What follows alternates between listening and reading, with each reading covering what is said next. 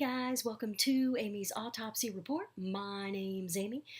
This is going to be a VHS and DVD collection update.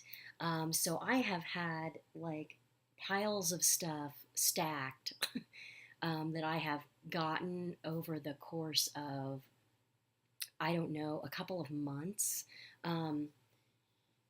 Because I haven't been spending very much money lately because I'm going on a trip to Texas next week for Cult Classic, and I have trips planned for next year that I'm saving for.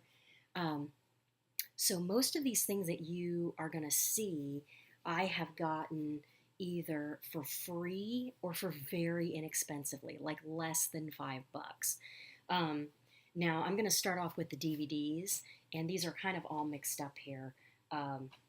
But I'm going to start off with the three movies that my friend Jessie Midnight Crawler sent me, which I made a video on, but I'll just go through them really quickly here. And that's Crank, excellent action flick, Jason Statham. Don't Mess with My Sister, which I have not watched yet. Maybe I will watch this after I finish this video. Don't Mess with My Sister. And Blood and Bone. And this is a really fun martial arts flick. And Michael Jai White is awesome in this, and it's just a lot of fun, a lot of action, a lot of good fighting, and yeah, Blood and Bone, excellent. Now the rest, some of these movies, in fact, speaking of my friend Jesse, if he is watching, he's going to see a lot of films he has in his collection. Because when I watch other people's collection videos, I oftentimes take notes of things that I want to check out, and then eventually I get around to snagging them.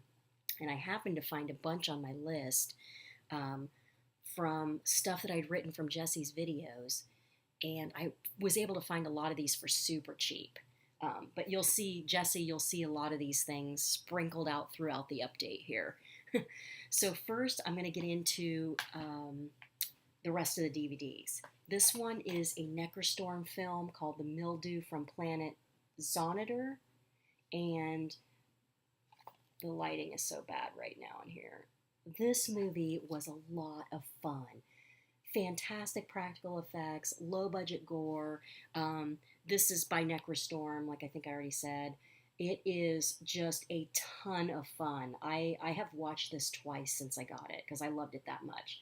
And yeah, so if you like some low budget cheese, definitely check this one out, The Mildew from Planet Zonator. Then I snagged this in the Walmart bin for like $3, Tucker and Dale versus Evil. Everybody knows about that. Here's one I got from Camp Motion Pictures, Lizard Man. It's like a Creature from the Black Lagoon ripoff. This movie was really cheesy. Not terrible, but this had literally the worst CGI blood I've ever seen in my life. It looked like a cartoon. So, Lizard Man. Here's a couple more Necrostorm flicks. This one is called Tater City. These are super like gory, really fun. Definitely, their films are unique, and I'm not sure everyone would like these, but they're definitely a lot of fun. So that's Tater City. It's about this futuristic city of cannibals, and they, like, when the police kill people, when the police find them, they kill them, or they use them for meat for these restaurants. So yeah, it's kind of weird. And then this one is the Adam Chaplin Extended Edition. This is a really fun, like, gory, bloody revenge flick. I had a lot of fun with it. Also Necrostorm film. And they do some really funky, like, type of work. And yeah, if you can find these, definitely give them a chance if you're a horror fan. I think some people might like them. They're definitely different, though. Not for everybody. Another Walmart bin find was Bone Tomahawk. I'm actually not sure if I even have this already. I'm leaving it sealed in case I do. I may throw this in my giveaway if I already have it. But yeah, Bone Tomahawk, fun, Western, horror. Next up, I have Cartel 2045. This is this is super cheesy, but a lot of fun. Danny Trejo leading I think he leads this group of. It's like a it's like a mafia with robots. So it's like there's a lot of robot action in this. Super cheesy, a lot of fun. Danny Trejo goodness. This one is a vampire flick called Forsaken, The Forsaken. Um, I enjoyed this one. It has a lot of good gore. It's kind of got a mild vibe of Lost Boys. You can tell that's kind of what they were going for. But I enjoyed this vampire flick, and yeah, The Forsaken. This next one, I have not watched this yet. It's called Bloodmarsh Crackoon, and it is about a crack addicted raccoon terrorizing residents. I have not watched this one yet. Bloodmarsh Crackoon. This is another Camp Motion Pictures flick I picked up. This one is called Vampire Wars, and it is vampires in outer space. Pretty cheesy, some decent gore and practical effects. Apparently, someone told me on my Instagram that this was supposed to be the pilot for a TV series, which would explain some of the weird, like, misplaced drama that this movie had. But had a lot of fun with it, and that is Vampire Wars. Next up, I have The Haunting of Rebecca Verlaine, unrated edition. This is an Olaf Eitenbach film. He has some really good gory movies. I'm kind of getting more into his movies, and this one was a lot of fun. I really enjoyed this one. If you would like to check out any of his work, I would maybe start off with this one. I think this is pretty much universal that a lot of people would really like this one. It also goes by the title Garden of Love. So if you can find this one to check out, definitely check it out. It's a good one. Next one is an independent flick from my friend Dave K, also known as A Fiend on Film here on YouTube. And this is a short film he like basically did everything on. Written, edited, produced, directed by Dave K. And it stars his daughter Bella. So it's kind of like a fun little exploitation sort of short film. And it has an insert that he made, and both he and his daughter signed it. And then he also put in this little mini wanted poster. So that was cool. The insert is cool. It has like this art here, and then a little write-up, and then the art on the back. So that's pretty cool. Oh, and also, I didn't even notice this. On the inside of the DVD, you get this artwork on the inside. So that's pretty cool. Like to support anybody making films that I know. Next up is this flick here, a Roy Nyrum flick called Cemetery Gates. This is a fun creature feature. Enjoyed it. I was hoping for a bit more creepy cemetery footage than I got, but nonetheless, I enjoyed this one. This one is a trip, guys.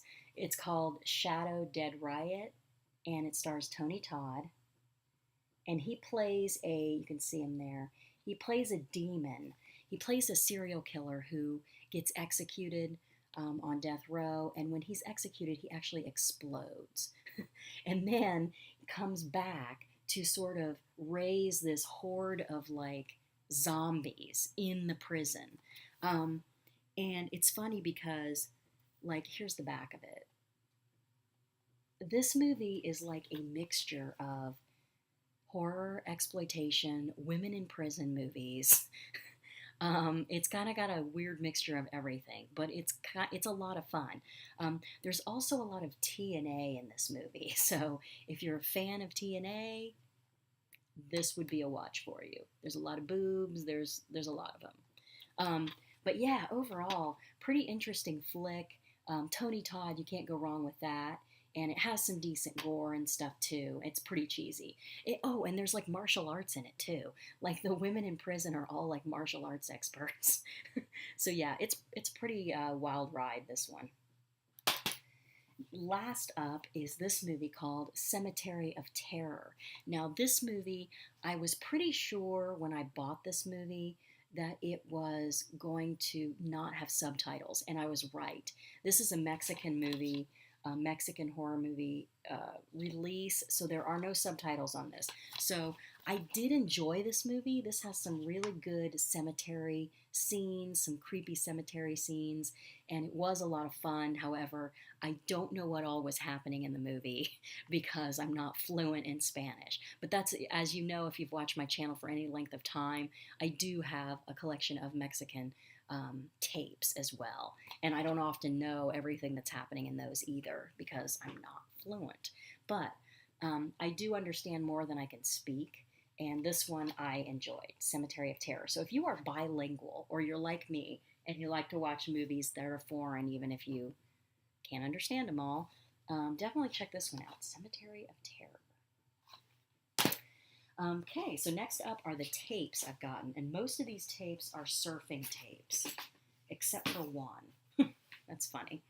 So I will do the one first, and the one is Ninja Scroll, which is a pretty awesome anime flick, pretty violent, and yeah, Ninja Scroll on VHS. I found this one for super cheap. I don't even remember where I found it, but it was cheap. Next up, I've got this this tape here called Condition Black, surfing tape. Some of these I haven't watched yet. This tape I actually got from my friend at Videovore on Instagram. He lives in Florida, so he always comes across surfing tapes. This has been, I remember when this was out when I was a kid on tape in my surfing magazines and windsurfing magazines. I have wanted this tape for a long time, and I finally have it. I still have to watch it, though. But yeah, 5 Summer Stories, another awesome surf tape.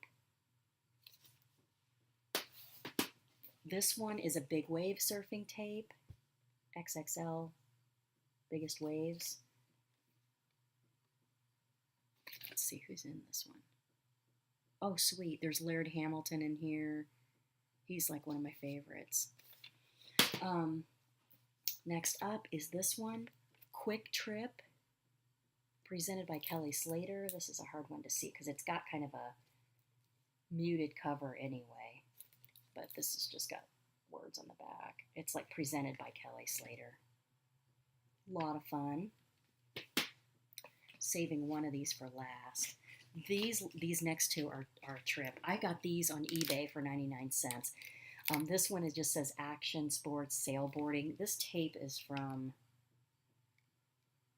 I believe it's from 1980.